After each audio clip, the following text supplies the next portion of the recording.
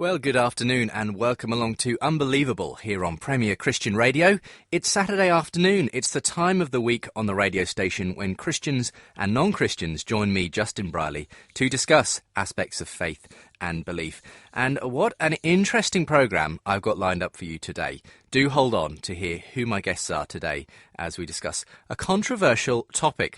Now, just a reminder before we get into the show that you may not have it, but available right now for you and able to be posted out as we speak is Unbelievable, the Conference on DVD. It's the 2012 Apologetics Conference that I was hosting in London a little earlier on in the year, at the end of May. Great speakers on that DVD, 3 DVDs in fact. John Lennox, Michael Green, Krish Kandiah, Hugh Ross and Ken Samples of Reasons to Believe in the USA, Bonnie Yule-Kuhn, and other speakers and seminars and extra material. 10 hours, in fact, of material across 3 DVDs. So if you haven't already got hold of it, get your act together and get online. premier.org.uk/DVD is the place to order it from. Again, premier.org.uk/DVD. Look forward to hearing from you as well on the back of today's programme. Let me say right from the outset, if you want to get in touch about anything you hear on the programme today, do encourage you to email me, unbelievable@premier.org.uk, and I'll be giving out other ways to get in contact as we progress through today's show. As we ask the somewhat controversial question this afternoon, did Muhammad exist? You're unbelievable. And that's the question being asked by Robert Spencer of Jihad Watch. He's the author of the controversial new book of the same title, Did Muhammad Exist? Well, Robert is joining us on the line from the States. In conversation with him on today's show, Adnan Rashid, who is a Muslim researcher with the Hittin Institute, and he'll be able to tell us a bit more about what he does as well. But this is a book that has landed Robert in, serious trouble in some respects. He's had death threats and all kinds. We're going to be looking at the actual arguments he poses in the book, though, and seeing what Adnan has to say to it. Wonder what you think about it today as well. As I mentioned, we'll be giving you the chance for feedback too later on in the show.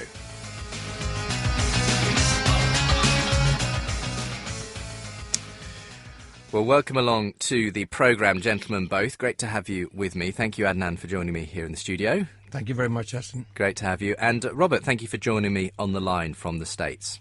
Thank you. Good to have you with me, Robert. As you're new to this programme, it'd be good to get a little background to yourself. Just to fill us in on your background as a Christian, what sort of a background did you come from as far as faith goes? Oh, as far as faith, my family is from what was the last great Islamic empire, the Ottoman Empire. They were Orthodox Christians there, and they were exiled at the end of World War I after declining the invitation to convert to Islam. And they came ultimately to the United States, to New York, and this is something that actually was the beginning of my own interest in and study of Islam itself. Now, you run Jihad Watch. Just tell us about what that is and what it exists for. Yes, Jihad Watch is a news and commentary site that is updated many times daily, designed to inform people about jihad activity, both violent and nonviolent, and Islamic supremacist activity to impose Islamic law, Sharia, on the rest of the world. We are a news site that gathers together the information about jihad activity and also offers commentary to help people understand what is happening behind the media bias that generally distorts the root causes of the events as they unfold daily. You're a brave man, Robert, writing a book like this. It's pretty controversial material, isn't it? Well, I didn't set out to do it as an act of bravery, but I did actually do it because I wanted to see if it could be done.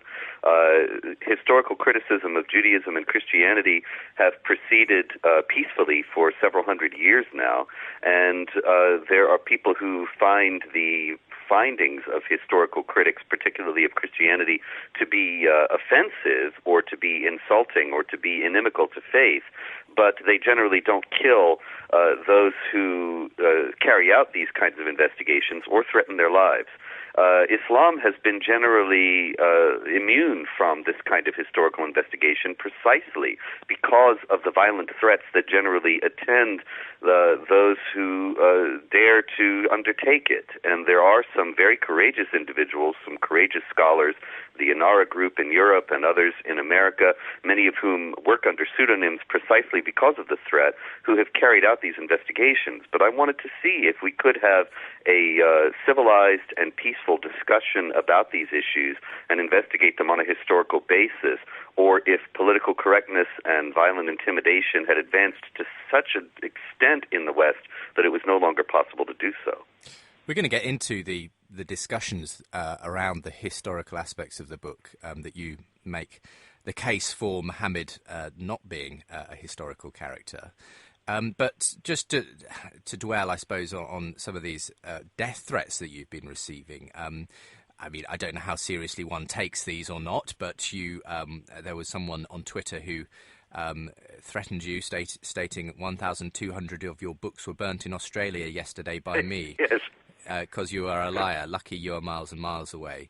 And talking about slashing you, cutting your head off, hanging it on the White House, and that sort of thing. I doubt Michelle Obama would stand for that. But in any case, I can tell you that the people who threaten to kill you are not going to kill you. The only problem is that there are others who are silent who probably believe the same things that the threateners do. And so it's always a live possibility. I've had death threats for years and years. You can't let it stop you. It isn't as if I'm going to be immortal if I stop these kinds of investigations. And so you take what comes.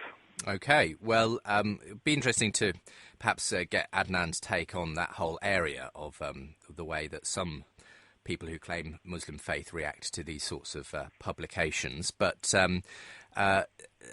one question before we begin the conversation with Adnan as well. When the first time I saw the title of the book, Robert, I immediately thought, well, is that just the equivalent of these publications about did Jesus exist, which are met generally by the scholarly community with a fair amount of scepticism because they are generally seen to be a very, far sort of to the end of the spectrum view, hyper-skeptical view of the historical fact around Jesus of Nazareth.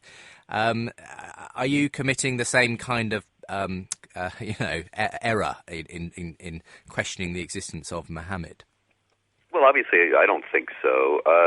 I think that it's a perfectly legitimate question and a perfectly legitimate investigation in both cases.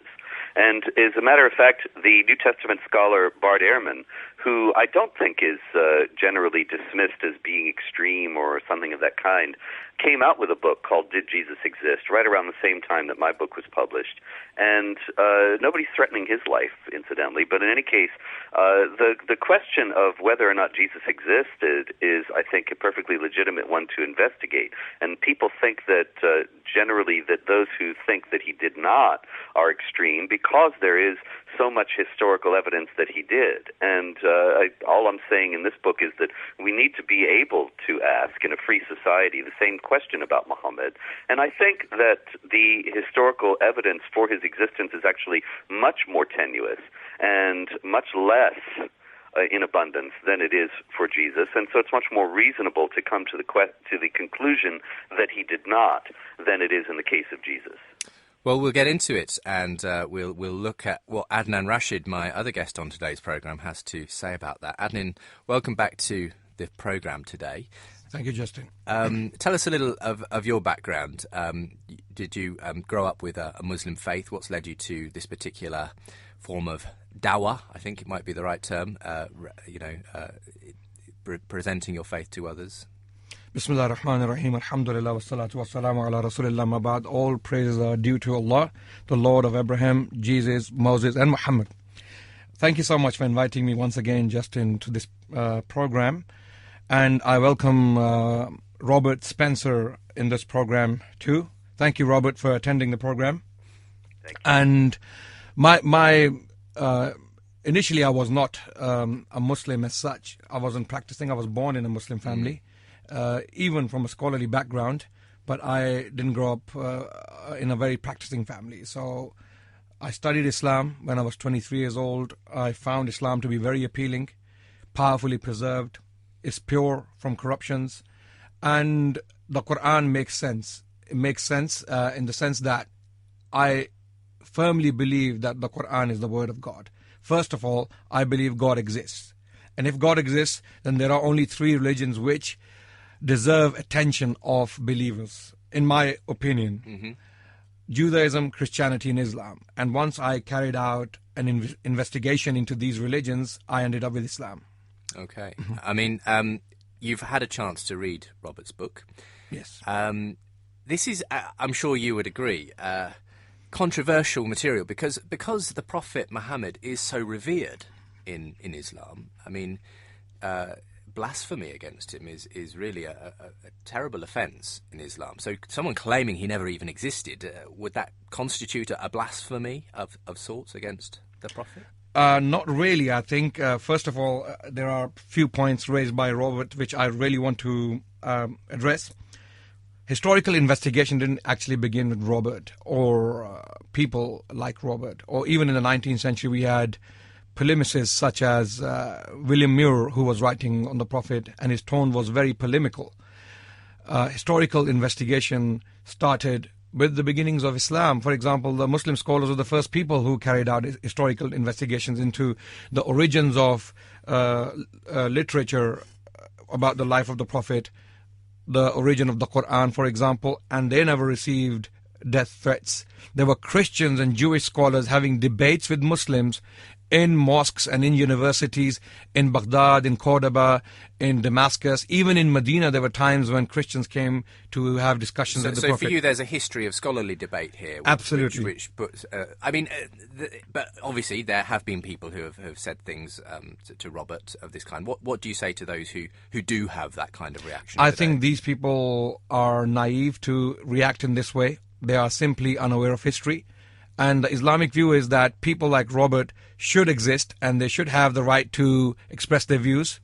And people should just get to see the evidence in black and white and determine for themselves whether Robert's book has any academic credentials or any scholarly basis or not. Because on your opinion, the Quran can defend itself quite Absolutely. The Quran can defend itself and the Muslim tradition can defend itself, as we will see in due course. Okay, well, there you go. We've laid out some of the ground there, and I wonder if you'd like to comment or have a view on this issue. Perhaps you'd just like to sit back and listen to the arguments as they unfold. But if you do want to get in touch, as I mentioned earlier, unbelievable@premier.org.uk is the email address. Don't forget you can also phone, leave a voicemail message, and I'll try to play out as many of those as possible in next week's show as a response. 08456 52 52 52 and select the option for the Unbelievable voicemail. We're also online, of course, and you can find this show and many others and resources and all sorts of things at premier.org.uk/unbelievable.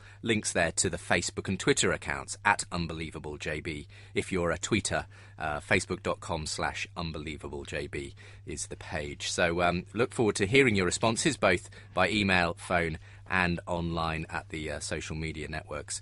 We're talking today about whether Muhammad existed. It's the title of Robert Spencer of Jihad Watch's new book. It's called Did Muhammad Exist? He's in conversation today with Adnan Rashid from the Hidden Institute. Hope you enjoy today's programme here on Unbelievable, the programme that aims to get you thinking.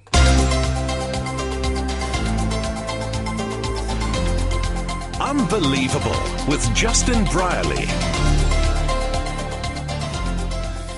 Well, I think it's probably time to hear your historical case, or at least the bones of it, Robert, against the existence of the Prophet Muhammad. Now, are you saying outright that Muhammad never existed, or are you saying something a little bit different to that? Well, there might have been a figure, but we really only have a large amount of sort of myth and hearsay around him. Yes, precisely. Well, the exact substance of my argument, Justin, is that the figure of Muhammad as portrayed in the Hadith and in Islamic tradition in general is almost wholly fictional.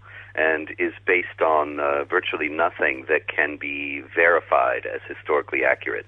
The bare bones of the argument are this. In the first place, we don't start hearing about biographical details of Muhammad and his life until the 8th century, and particularly in the 9th. The first biography of Muhammad was published over 125 years after his death. And the material that we can verify from being before that is very scanty. The first 60 years after the Arab conquests of the Middle East and North Africa began in the 630s, from the 630s to the 690s, while the Arabs were conquering enormous expanses of territory, and many people were noting this, writing about the conquests, writing about what had happened from both perspectives, the perspective of the conquerors and the perspective of the conquered. Neither group, neither the Arab conquerors nor the people they conquered, ever mentioned Muhammad, the Quran, or Islam. Now, this is remarkable. I'll give you one particular example. Sophronius of Jerusalem, according to legend, is supposed to have turned over the keys of the city of Jerusalem in 636 to the Caliph Umar, who generously and magnanimously is said to have refrained from entering the Church of the Holy Sepulchre and praying in it, because he knew that if he did, his followers would turn it into a mosque, and he was generously allowing it to remain a church for the Christians there. Now, the fact is that we don't hear anything about that story until the 9th century, and the earliest records we have are writings of Sophronius himself.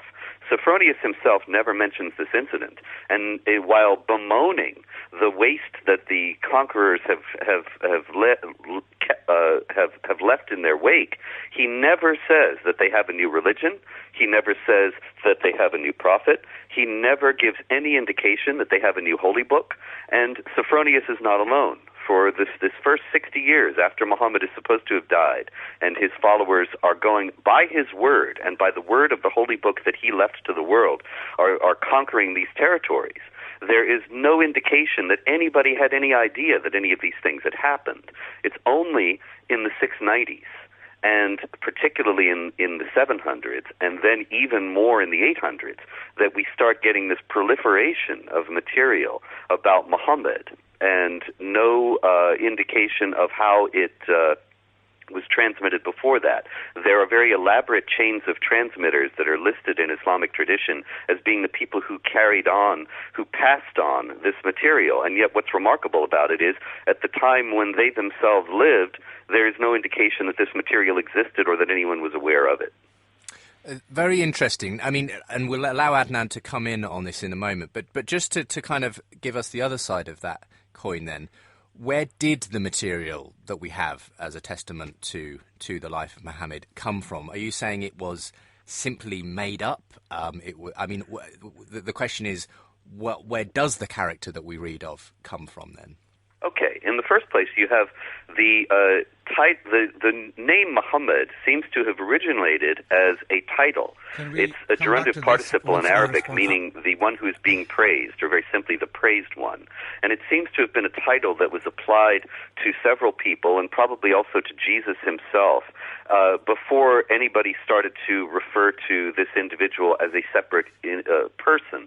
And that ultimately, in the 690s, the Caliph Abdul Malik and his lieutenant in Iraq, Hajjaj ibn Yusuf, they seem to have determined that at the time when empires were unified and justified by religion, and the Byzantines were Christians and the Persians were Zoroastrians, the new Arab empire seemed to feel the need, the leaders of it, that is, Abdul Malik and his entourage, began to believe that they needed a religion themselves, a uniquely Arabic religion that would unify and justify their own empire. And they began to refer to Muhammad as a separate individual and as the prophet of a new religion. Now then, Islamic tradition itself acknowledges that many of the hadiths about Muhammad, the stories of his words and deeds, were fabricated by the various factions among the Abbasids and the Umayyads in the 8th century and 9th century.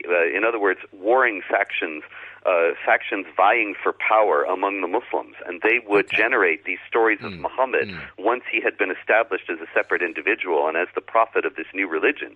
They would say, we must do this because Muhammad did it, and forge stories about him to justify their own political positions. This is acknowledged in Islamic tradition itself, as we see from the fact that the Imam Bukhari, who amassed the first great hadith collection in the 9th century, let's finish that up there, Robert. Hadiths as inauthentic. Robert, we'll, lots of information there, so I think it's only fair now to let Adnan start to respond to it. And there are the two issues there around whether we have information within a certain period about the life of Muhammad or the Quran or Islam, and secondly, this issue of where the story did then come from. Okay, so taking on that first issue, what's your response to Robert, Adnan? Okay, to be fair, we need to have some rules in this program. Can I get the same amount of time Robert gets, number one? Number two, can we take things step by step? If Robert makes a point, I can respond to it, and then I can raise my contentions, and Robert can come back. Because he's throwing a lot of things, and it's sometimes difficult. Let's give you the run-up to the end of this part of the episode. Okay. First of all, Robert talked about evidence for Jesus Christ. Robert, you are a Christian, self-professing Christian. Is that correct? Yes. You are a Christian. I find it really difficult to believe that you have belief in Jesus Christ when you're trying to deny the existence of Muhammad. There is no evidence whatsoever from the life of Jesus Christ about Jesus. There is no evidence about the life, even the biography of Jesus Christ, up to the 2nd century. The first fragments of the Gospels we get are from the mid-2nd century, and one of the fragments we have is from the Gospel of John, which is a fragment equal to a credit card size. I mean, just as big as that. So I find it really difficult to believe that you believe in Jesus Christ as a historical figure who existed one time in history, and you accept all the tradition and all the Christian narrative about him.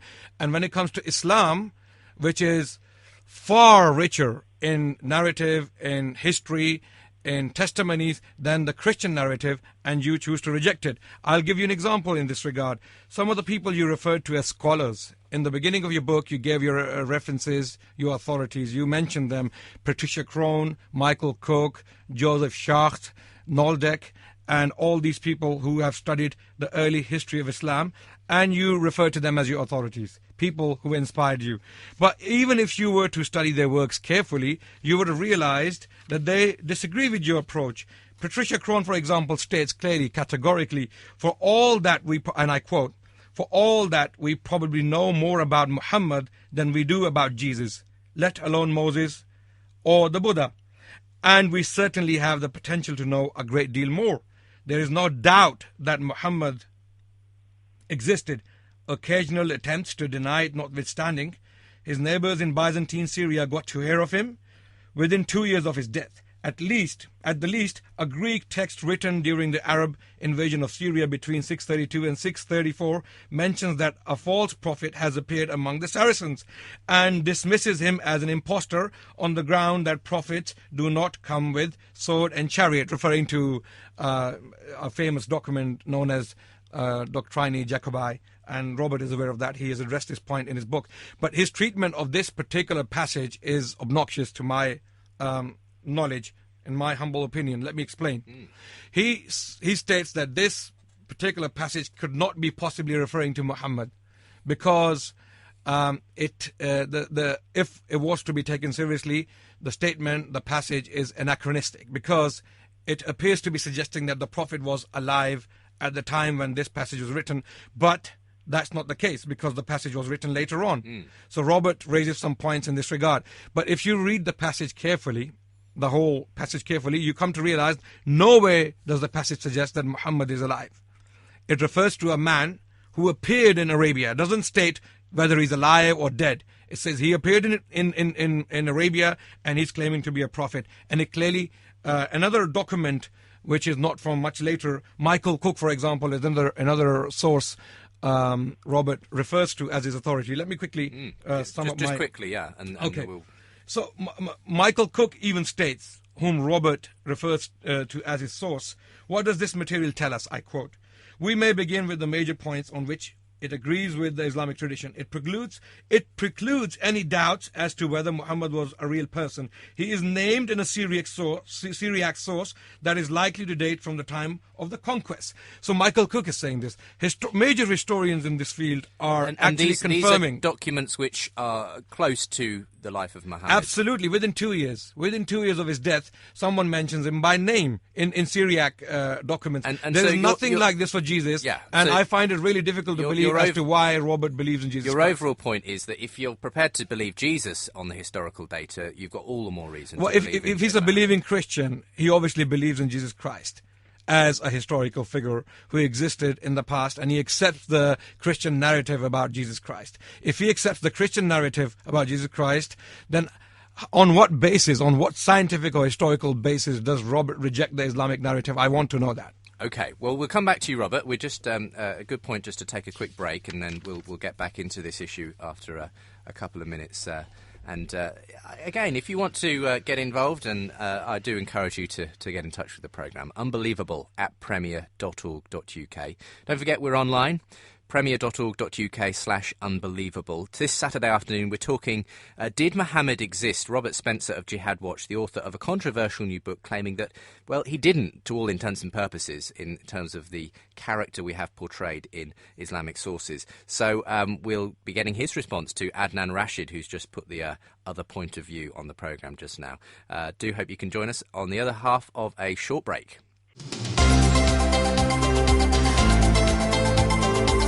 You're listening to Unbelievable on Premier Christian Radio. It's the show that aims to get you thinking every Saturday afternoon here on Premier. Don't forget, we're online at premier.org.uk/unbelievable. Lots of resources, features, videos there, including links to the Unbelievable Conference 2012 DVD. But today on the programme, we're asking the question, did Muhammad exist? Robert Spencer of Jihad Watch says, no, not really. Quite a controversial thing to say, something that has landed Robert with a few death threats, but he says he's pretty used to that after a couple of decades of criticising Islam in one form or another. But defending the historical record of Muhammad today on the programme, Adnan Rashid of the Hidden Institute joins me here in the studio. So we heard on that last section, Robert, Adnan defending Muhammad as a historical figure, saying that actually the sources are better, earlier, than those for Jesus Christ. And so it's hypocritical of you, Robert, to claim the historical person of Jesus and to dismiss the person of Muhammad. What are your responses to those specific documents he raised? Yes, there are actually three separate points that he made, and I'll address each one. The first one about Christianity. The question of whether Jesus existed and the question of whether Muhammad existed, these are two separate questions with two entirely different sets of evidence. And so if one says that the evidence for Jesus is worse and lesser than that of the evidence for Muhammad, that may be so, but it's simply irrelevant to the question of whether Muhammad existed. You're now contradicting yourself. Because we are actually discussing whether Muhammad existed and not whether Jesus did. Is it hypocritical to believe that Jesus existed and that Muhammad did not? Well, no, certainly not. I was explaining in the first segment about the 60-year gap between the time of the supposed death of Muhammad and the time we start hearing about him. In the 60 years after Jesus lived, there were the letters of St. Paul, there were Roman and Jewish historians who mentioned the Christians and Christ, and there's a great deal more evidence for Christianity. But in any case, the question of whether did Jesus exist, that's a whole separate one. The second argument that he made was about Crone and Cook and others who supposedly believed that Muhammad existed contrary to my use of their work. Actually, Crone initially did not believe that Muhammad existed, and then she switched. It's unclear why she switched, because she did not give any comprehensive refutation of her earlier work, and so it may have been because of threats or intimidation. If we're using arguments from authority, there are plenty of authorities I can adduce, such as Ibn Warraq, John Wansbrough, and others, the ex-Muslim Muhammad Sven Kalish, and many others who do not believe that Muhammad existed after having examined the same evidence that I put forth in the book. And finally, the Doctrina Jacobi which Adnan maintains refers to Muhammad, actually says that this prophet who appeared among the Saracens was proclaiming the advent of the Anointed One, the Christ who was to come. Now, Muhammad is proclaimed in Islam as being the seal of the prophets, the last prophet. That's in the Quran, chapter 33, verse 40. And so it's very hard to understand who he was actually proclaiming, what Christ he was saying was going to come. That's not a part of Muhammad's message in Islam, and so it doesn't seem to be referring to the same individual. Also, the Doctrina Jacobi says that this prophet, unnamed, says he has the keys of paradise. And also he mentioned the Thomas the Presbyter's work that says that there was the Tayyiyya of Muhammad, or MHMT. This is a bare mention, and as I said before, the story of Muhammad as set out in the Islamic tradition is wholly legendary, but this does not preclude, this is the other part of that point that I was not able to make before, but it doesn't preclude the possibility that there was some individual by this name, or that the stories of Muhammad that have come down to us are an amalgamation of stories about various prophets, or sometimes you've responded even some individual named Muhammad. The problem here is that there is no contemporary evidence of the Muhammad of Islam. Okay, well, three responses there, and perhaps initially, we're not talking about Jesus' existence, but in any case. But it's relevant because Robert is a Christian. He believes in Christianity. And I find it really disturbing that he accepts the narrative, the Christian narrative about Jesus Christ, and rejects the Muslim narrative about Muhammad, which is far richer, far richer than the Christian narrative. Is that he believes there is anyway better evidence for Jesus because of the letters well, of this Paul, is early historians. Show me one authority, show me one scholar who ever said that there is more evidence for historical Jesus than historical Muhammad. This is just Robert Spencer speaking. Robert Spencer is not a scholar. We're discussing whether Muhammad it is relevant because you are a Christian. You want to have another debate about did Jesus exist? I'll be glad to do that with you. Okay, we can leave. About whether Muhammad existed. Can you give me any indication of the Muhammad of Islam from the first 60 years of Islam? Good point. Okay, if you find the Jesus question to be difficult, we can drop it and we can move on to Muhammad question. But it's relevant because you're a believer. You are a believer in Christianity and you accept that narrative. But moving on to the points Robert raised about Ibn Warraq and Kalish and all these people. Ibn Warraq has been openly declared to be a polemicist. He is not a scholar. He is a pseudo-scholar, and he always borrows theories from. Ad hominem. This is not ad hominem because this is. I have here in front of me. You're just attacking the man. You're not attacking his points. Okay, you're not attacking the evidence that he raises. But you refer to him as a scholar, and that's not true. Of course, he's a scholar. Okay, in your view, he's a scholar. Fred Donner. One of the leading scholars on the early history of Islam, clearly stated in one of his articles in the New Cambridge History of Islam, published in 2010, clearly stated that people like Ibn al-Warraq are simply opportunists and why should we believe Fred Donner? Why is Fred Donner not an opportunist and a polemicist? Okay. Why are you not an opportunist? Read his works and see whether he's How do we know? Why can't we discuss the evidence here instead of attacking individuals? As with regards to Kalish, where is his work? What has he written? Where is his theory? We don't even know. These are empty claims. Some man said somewhere Muhammad doesn't exist. Doesn't mean anything. Just tell him to write some works, put his theory forward like you have done, and now we're talking about it. Instead of just talking about the people.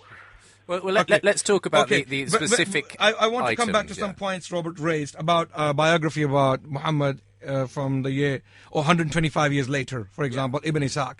I asked Robert to bring anything like that for Jesus, number one. Again, he will say it's not relevant. Then he says the evidence is scanty. I don't agree with that. There are major scholars in fact, Robert's approach is very, very selective. People like Karen Armstrong accused him of cherry-picking from Islamic sources.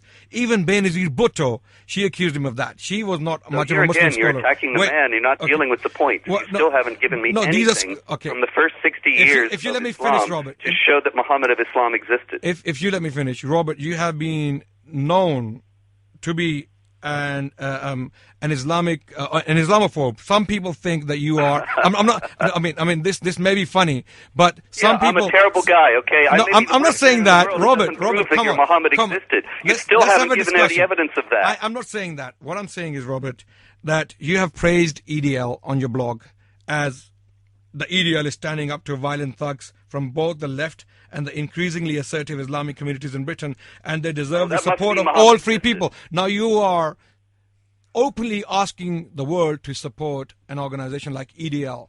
How obnoxious can one get? You want to debate EDL? Okay. Let's have a third program. But you still haven't given me any evidence that Muhammad exists. I'm coming to that. I'm only exposing your approach, your selective approach. This is relevant, Robert. If you listen to me carefully, you will see where I'm coming from.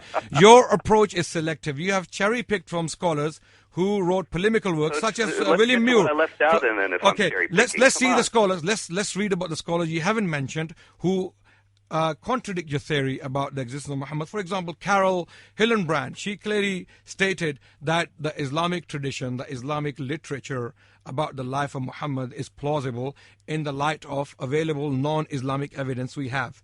And this article can be found. Give any of that evidence? Yes, absolutely. If you ever read her works, you would have known about it. Robert, do you know there is papyri evidence from the 1st century? There is a papyri stating Bismillah ar-Rahman ar-Rahim from the year 22, exactly 10 years or 9 to 10 years after Prophet Muhammad. There is an inscription. Let's just allow Adnan to.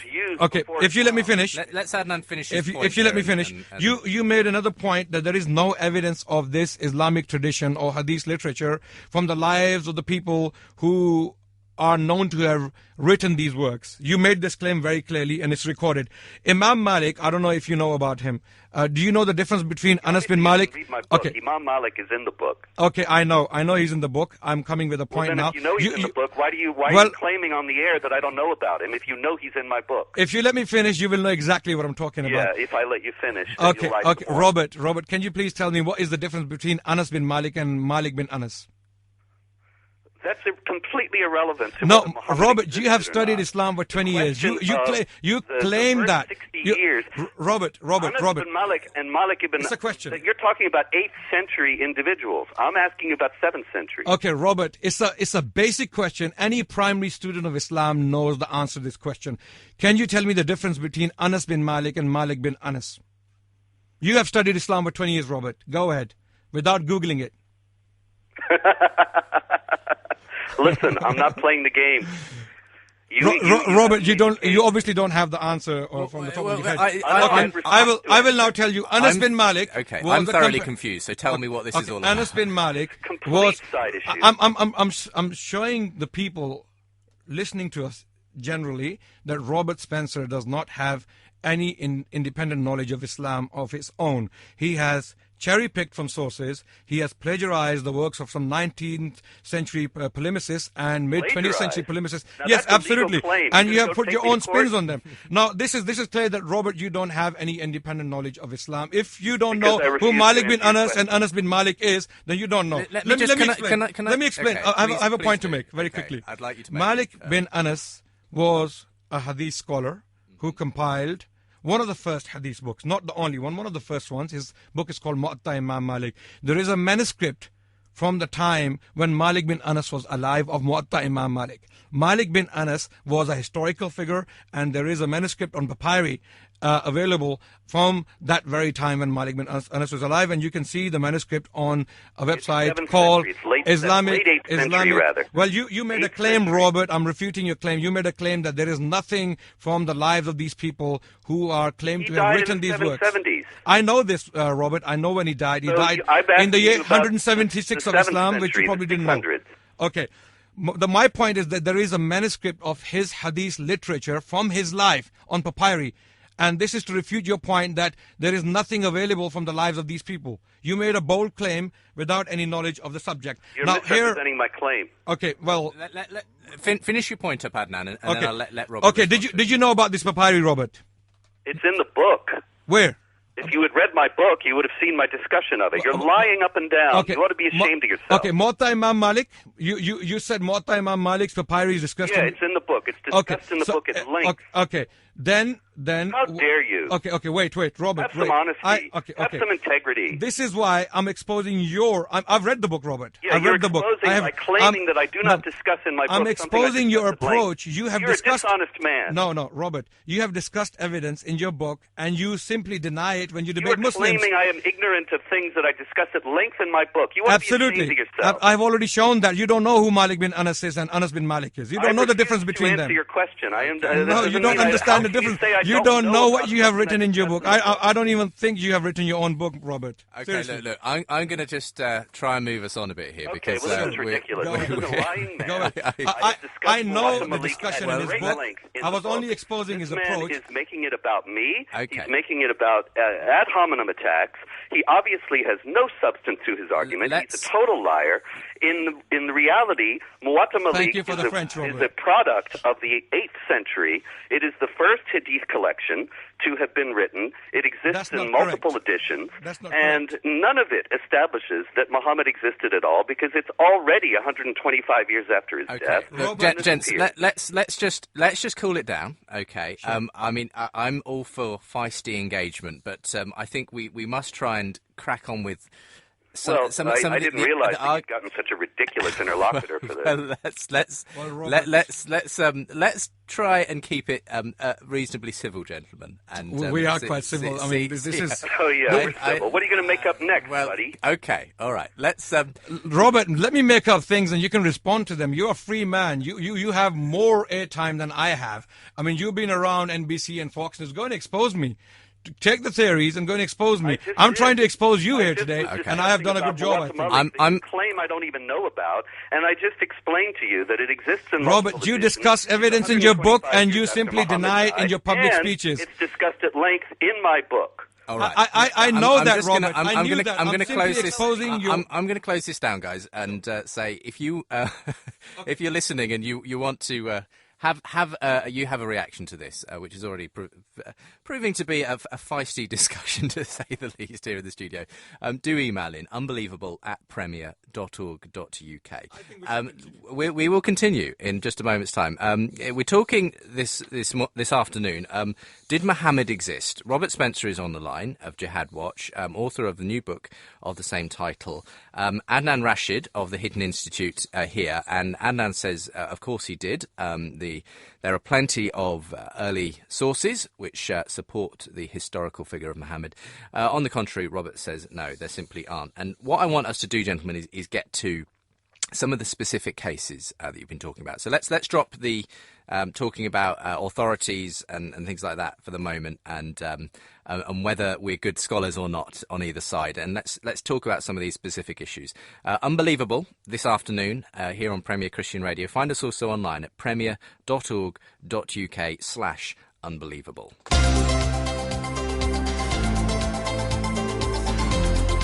Unbelievable with Justin Brierley.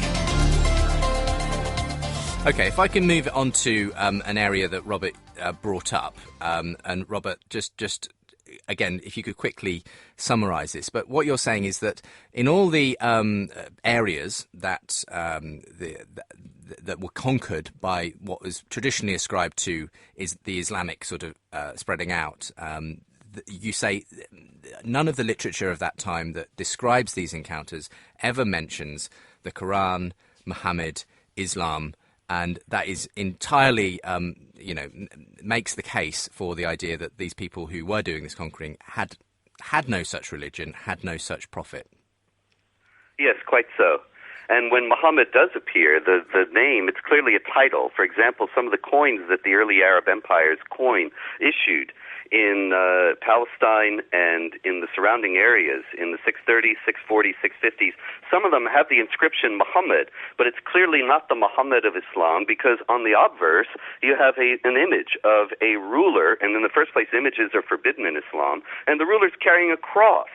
And Muhammad is supposed to have said that at the end of the world, Jesus will come back and break all the crosses. So if the people who were issuing these coins knew that he had said this and revered him as being the prophet of Allah, it's inconceivable that they would have pictured rulers with a cross on their coinage.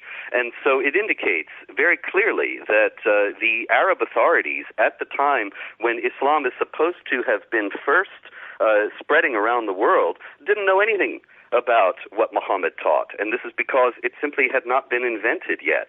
The rulers of the Arab Empire itself were the ones who would have known most of all that Muhammad had said that, if he had actually said it, and if it had been known that Islam abhors the cross and says that Jesus did not die on the cross in the Quran. And so there's so many indications that there is no Quran or Islam or Muhammad at this time. Even at the beginning of the 8th century, there is a non-Muslim polemicist who is writing about the holy books of the Muslims, and he says they have this Quran and they have Surah al-Baqarah. Now, Surah al-Baqarah is the second chapter of the Quran, the chapter of the cow. And so it seems clear that even at the beginning of the 8th century, some 60 years after the Quran is supposed to have been collected together and distributed around the Muslim world by the Caliph Uthman, it was not collected together because people are seeing it, what is now its second chapter, as a separate book. Okay, I'm gonna just give a chance for Adnan to have a full response to that. So the issue here then is, where is the mentions of Islam? Where is the mentions of Muhammad? Where is the mentions of the Quran from these invading forces? If this was an Islamic force that was the mention of Islam is detailed in the Islamic narrative, and all the non-Islamic narrative, all the non-Islamic material, whether archaeological, numismatic, or literary, supports the Islamic tradition. And this is from within that period, that sort of 120-year absolutely, period. Absolutely. The scholars have studied this. I'm naming them. Michael Bonner, for example, Fred M. Donner, and Carol Hillenbrand, Robert Hoyland. Robert, this is why I exposed his approach. He actually mentions things in his book, and when it comes to debating Muslims, he categorically denies the existence of that evidence. So he talks about the papyri of Malik, and then he comes up and he says that there is nothing from the lives of those people who wrote the hadith. So this is why Robert again needs to go back to his book and see the people he quotes and how he rejects or how he simply ignores what they have said otherwise. For example, Robert Hoyland, he quotes him in his book, and the very article he quotes from clearly states that the coins which the early Muslims were minting with crosses on them were there because the Christian population of Syria at the time wouldn't accept any other coinage. For example, Muawiyah, who came before Abdul Malik bin Marwan. Muawiyah, who was before Abdul Malik bin Marwan, he attempted to reform the coinage, but he stopped because the Christian population wasn't in favor of that. And Robert Hoyland clearly mentions that, which I'm sorry to say. And so the Muhammad mentioned is the Muhammad of... Absolutely. All the scholars are unanimous on that point. I'm talking about scholars, major scholars writing for Cambridge and Oxford. Go and pick up this history written, published by Cambridge University Press, and read the scholars what they have to say about historical Muhammad. This is a very hostile, extreme view that Muhammad didn't exist, and this is the first time in my life I'm hearing these theories. Let's allow Robert to respond now. Okay, let me quickly... Yeah, once again, we get I haven't finished argument from authority. Okay, we'll come back with the second part of your response. I thought I was going to get a chance to respond. Go ahead, Robert. Yes, once again we get an empty argument from authority.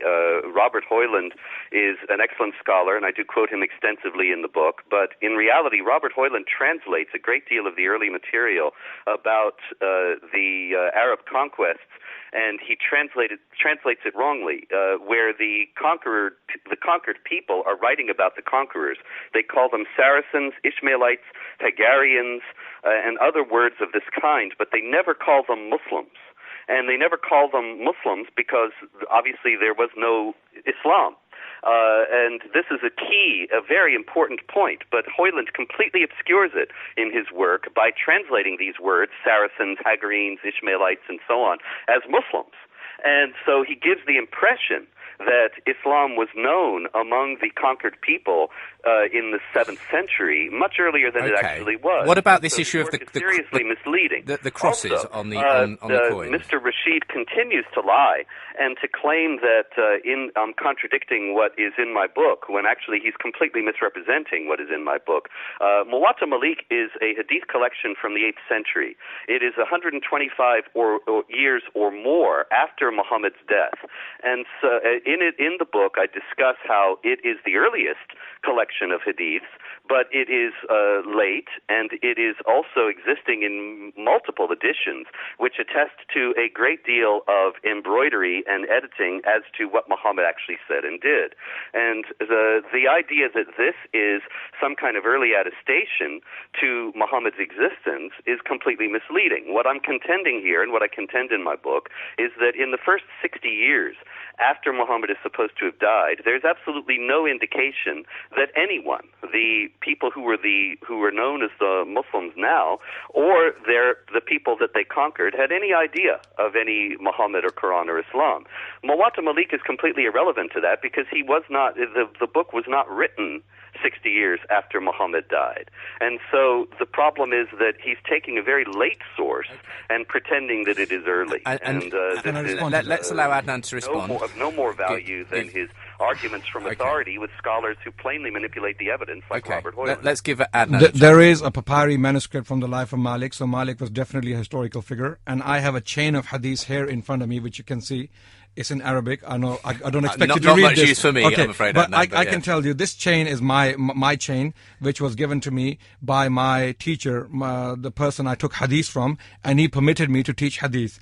And this goes straight back to Malik, uninterrupted chain, going straight back to Malik, and each teacher was taking this authority from his teacher, and this chain is unbroken. All these individuals mentioned in this chain are real people. I can go through the chain, it's long, but Malik took hadith from Nafi', his teacher, and Nafi' took hadith from Abdullah bin Umar, who was Nafi's teacher, and Abdullah bin Umar took hadith tradition from the Prophet. Now, what do the modern scholars have to say about this? Again, Robert does not acknowledge the conclusions of modern scholarship. Motsky is a leading scholar on the science of hadith, and his conclusion goes against the conclusions of Joseph Schacht, who was writing in the 50s, whom again Robert quotes extensively and relies upon his conclusions, forgetting about what the modern scholars of today have to say, those who have studied. And I'm pretty sure if Robert has read the refutation of Schacht's views written by Muhammad Mustafa al-Adami in his book on Schacht's Origin of Muhammadan Jurisprudence, he wouldn't have written, if he was an honest person. Let me quickly quote Motsky, and I'll stop there. Okay. Motsky, very quickly. Motsky states in one of his studies carried out on a hadith collection known as Musannaf Abdul Razak, he states, while studying the Musannaf of Abdul Razak, I came to the conclusion that the theory championed by Goldziher, Schacht, and in their footsteps many others, myself included, which in general reject hadith literature as a historical reliable source for the first century, deprives the historical study of early Islam of an important and useful type of source. Now, Motsky is effectively saying that hadith literature is an effective and is an authentic source of knowledge, which goes back to the first century when the Prophet was alive. So Motsky has traced this tradition back to the first century. So the scholars are saying you're saying that the hadith chain of passing on is trustworthy, and I'm not saying this again. I'm not arguing from authority here. I have evidence to. I have evidence to prove that if you give me time. But I'm telling you what the scholars are saying. Robert is. Let's hear from Robert one more time before we have to go to a quick break again. And you've got literally 2 minutes here, Robert, just to respond. Once more, he's plainly this man is an astonishingly bold liar. He said if Robert had read the works of Muhammad Mustafa Azami, he would not have written what he's written. Well, I have my book right here, and I have Muhammad Mustafa Azami, his theories and Motsky's theories discussed at length, starting on page 82 of my book. And so Adnan Rashid is just a liar. Now, in reality, the chains of transmitters, is there anything to them? The Muslim scholars themselves acknowledge that hundreds of thousands, literally hundreds of thousands of hadiths were forged in the name of Muhammad in order to justify various political positions among the warring factions of the early Muslims. Now, you're telling me that these hundreds of thousands of stories proliferated about Muhammad, but the chains of transmitters were never forged and could not have been. That's a patently ridiculous view. Obviously, if stories about Muhammad could be forged, so also could the chains of transmission, in order to give them the air of authenticity and to try to help them gain acceptance among the community. All right. Thank you very much for being brief on that last point there, Rob, because we do have to go to a break. We're discussing the controversial topic, did Muhammad exist? My guests on the programme today, what's been a really feisty interaction thus far, is Robert Spencer, author of the book of the same name, and Adnan Rashid of the Hitten Institute. So we'll be back in a short moment's time here on the programme that aims to get you thinking on a Saturday afternoon. Unbelievable. Welcome back to Unbelievable, the third and final part of the programme this Saturday afternoon with me, Justin Brierley. And don't forget, you can find this online at premier.org.uk/unbelievable. Many other shows on Islam and other religions, atheism, and more besides there, as well as details of today's guests and of our DVD, Unbelievable, the Conference 2012, which you may want to get hold of. Coming up next week on the show, in a sort of partner programme to this, did Jesus exist, is the question we'll be asking. But a little bit different to the forthright debate we've had today. It's going to be more a one-on-one discussion between myself and Bart Ehrman. Now, he's known really as a critic of Christianity for books like Misquoting Jesus and Forged. But his most recent publication, Did Jesus Exist?, is actually a defence of the historical Jesus. Well, that's actually got him into hot water with a number of atheists who have decried this book for various reasons. Well, we're going to be putting some of those criticisms to Bart on the programme next week, and a number of the questions you sent in via Twitter and Facebook and email. So that'll be next week at the same time. Bart Ehrman on Did Jesus Exist? For the moment, it's back to the topic of today's show. You're listening to Unbelievable on Premier Christian Radio. Well, concluding today's programme, Did Muhammad Exist? Has been the title of our discussion, and Adnan Rashid and Robert Spencer have been going at it at with some ferocity, I have to say, compared to the usual format of the programme. But these issues do raise a lot of big questions, and both sides obviously very stand by their points of view quite voraciously. Now, let's come to you first of all, Adnan, because again, we heard from Robert at the end of that last section, suggesting that, well, just as people can forge stories about Muhammad, they can forge chains of, passing down these things with the hadith, etc. The reason why I keep saying that Robert hasn't actually read these sources is because I firmly believe that Robert hasn't written his book. I firmly believe that. Because Robert What do you mean by that? I mean by that, Robert claims to have studied Islam for 20 years. He claims that boldly. And if he cannot answer the question who Anas bin Malik is and Malik bin Anas is, then he hasn't studied Islam for 20 years. I know that for a fact. And if that's the case, then he hasn't even written his own book. Because if he has studied Azami's books, which he claims in his book, then he would have definitely quoted his conclusions as well. I mean, he would have accepted his conclusions. For example, Azami's conclusions were accepted by a wide range of scholars in the West, and they simply abandoned Shah's theory in this regard. Azami clearly stated, and I quote, careful scrutiny of his examples, talking about Shah, his examples and repeated reference to the original source material, however, reveals inconsistencies both within the theory itself and in the use of source material, unwarranted assumptions, and unscientific method of research, mistakes of fact, ignorance of the political and geographical realities of the time, and misrepresentation of the meaning of the text quoted, and misunderstanding of the method of quotation of early scholars. If you have read this, which you do claim to have read, then why would you hide this? Why would you not even accept this conclusion? Because it's black and white, it's clear. That's why modern scholars on hadith accept the conclusions of Azami. He has exposed Shah and his theory, and no one any longer holds on to this theory. Coming back to the issue of coins, Robert has picked up one coin, a copper coin with a cross on it, and he's making a big deal out of it. There are coins here, again, New Cambridge History of Islam. There's an article on numismatics, Islamic numismatics in this, and you can go and see the pictures of these coins. Some of the coins, they simply have a pole. The cross has been removed, and one of the biggest reasons why Abdul Malik bin Marwan was changing or tampering with the coins was to assert his Islamic authority, which is very clearly the question, I suppose, is how early are these coins? When was he doing that? Is it within the period that we're talking about, which is the disputed period of whether... The formula, Muhammad Rasulullah, Muhammad the Messenger of Allah, appeared before Abdul Malik bin Marwan minted his coins. It appeared in the time of Abdullah bin Zubair, one of his governors, Abdul Malik bin Abdullah, who was the first person in a city called Bishapur to put this formula down on the coin, and Abdul Malik followed soon after. Now the point here is that Abdul Malik was taunted by the Byzantine emperor, and this is clearly stated in Islamic sources, which Robert refuses to accept.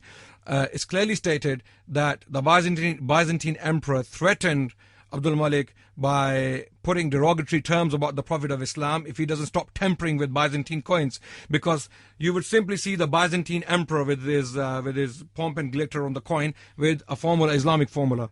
And this was to taunt the Christians, or, for example, this was to show the Christians that now we are in power, the Muslims, and we mint the coins as we like. Then he was advised by his advisors to reform the coinage and mint your own coins. Here I have a coin in my hand from the year 86, Abdul Malik bin Marwan's coin, which you can see. I'm a numismatician, and I know the history of coins, how they were minted and how they came about. This theory about having a cross on the coin is simply obnoxious because it goes against the bulk of evidence we have from the... Okay, I'm going to have to ask you to start to draw it to a close now, and I'll let Robert have his final summation. We have clearly seen that Robert Spencer is cherry-picking from Islamic sources to make his points, and his points are quite obnoxious. Any scholar who was to study his book would see, and he has been declared to be a polemicist. He is known to be a hater of Islam. In fact, some of the worst people on the face of the earth have quoted him as their authority. One of them is Breivik, who killed almost 100 people. Let me finish. Almost 100 people. He states in his manifesto that Robert is the man to read on Islam, and he should be given the Nobel Peace Prize. There may be... It's like Hitler telling you that people Hitler was inspired by should be given Nobel Peace Prize. Let's allow. We understand where you're coming from there. Right. Adnan Rashid shouldn't go there because Hitler was inspired by the Mufti of Jerusalem and Islam. But in any case, let's not start the another reality discussion. of the fact is that his deep dishonesty is manifest in the fact that Adnan Rashid keeps lying about what's in my book, claiming that I don't know about what is discussed in there, and claiming that I have not dealt with evidence that I deal with at great length in the book. So it's a shame, it's dispiriting that the best defense that can come from a defender of the existence of Muhammad is somebody who engages in gutter ad hominem attacks and in plain lies and misrepresentations of the clear evidence. In reality, he went on at length in his summation about the coinage, and here again he's lying because he's talking about Abdul Malik and his coins, but the coins that I have in the book, and he claims that I only had one coin pictured. Actually, there are 3 coins pictured and others discussed. And here again, this man is just completely dishonest. In reality, the coins that I picture are from before the time of Abdul Malik. And so the idea that these coins were minted with crosses on them, but the inscription of Muhammad, in order to taunt the Christians, as if there were really be coinage issued by a great empire as a taunt, it's kind of ridiculous in itself. But in any case, they're from before this period. They're from the period of the 630s, 640s, and 650s, and into the 660s. Also Muawiyah, who he claims was a Muslim ruler and an enemy of the Christians, he also, in an official inscription on a public building in Gaza, he put a cross right next to his name. And so the idea that he was an Islamic ruler is completely inconsistent with the evidence. He was the ruler of a nascent Arab empire that had many Christians in it. And Adnan Rashid is inconsistent in saying in the first place that they put these crosses on these public material, the coins and the inscriptions, in order to appeal to the Christians and yet also to taunt them. In reality, they put these crosses on the buildings because of the large Christian population, and they did not consider that what they had was inconsistent with Christianity. They were the adherents of a creedally vague monotheism that predates Islam. If you go to the original sources, there aren't any that say that Muhammad and the Quran and Islam existed within this period. Abdul Malik ibn Marwan is exactly the time when you start to see Muhammad is the messenger of Allah and so on the coins and in the public inscriptions. And Adnan Rashid actually admitted that this was the first appearance of it, aside from Az-Zubair, who predates Abdul Malik by 6 years. And so you don't get until the end part of the 7th century any mention of this man who is supposed to have inspired conquests that went on for decades before that. And so the historical evidence is completely lacking, and all that Adnan Rashid can do in response is do scurrilous and gutter ad hominem attacks against me and against the people who are the scholars who have said these things, and to claim that scholars have said what they have not said, to claim that I have not discussed what I have discussed, and so on. And so it's dispiriting to see that this ridiculous presentation is the best that can be brought forward. We are going to have to draw it to a close. But in reality, the existence of Muhammad is based on no historical evidence whatsoever. Okay. As much as I'd love to be able to allow more back and forth, we'll have to leave it there. And, of course, I'll post links to both Robert's book and website, and indeed Adnan's website, where you can find more resources from him and the groups that he's involved with as well. Now, I'm not going to pretend that this has been a cordial exchange, gentlemen, but it's certainly, at least once we were able to start to discuss some of the specifics of these cases, it's certainly given a lot of food for thought. So thank you, gentlemen, both, for being with me. Thank you so much, Justin, for inviting me and Robert. Thank you so much, Robert, for attending this interesting debate. Although you seem to be very angry, but I do apologize if I did offend you in any way. That wasn't my intention. I was simply trying to... You're just a liar. All right. Thank you for that. Thank you for that. Thank you. We'll leave it. I know you're upset. Shame on you. I know you are upset. Okay. I am going to leave it there. Thank you very much, gentlemen. Well, what did you think about today's discussion? Both the way it was conducted and the evidence brought to bear. I'd be interested in hearing your response. Be giving out the ways to get in touch again in just a short moment's time. In the meantime, that's it for today's discussion, and we'll be looking at some of your feedback to the last few weeks of programming in just a moment's time.